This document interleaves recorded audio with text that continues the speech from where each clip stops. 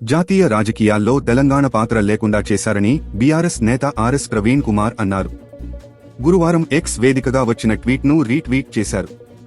తెలంగాణ ప్రజలు తెలంగాణ గొంతు కోశారని ఆవేదన వ్యక్తం చేశారు.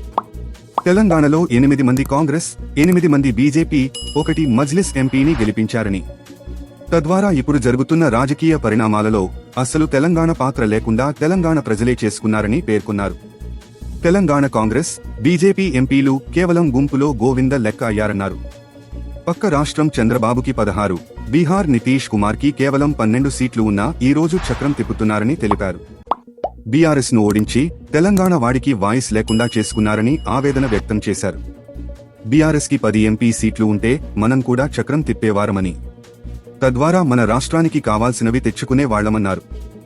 ముందు నుండి మన బుర్రలేనితనం వల్లనే తెలంగాణ ఎప్పుడూ మోసపోతోందని పేర్కొన్నారు.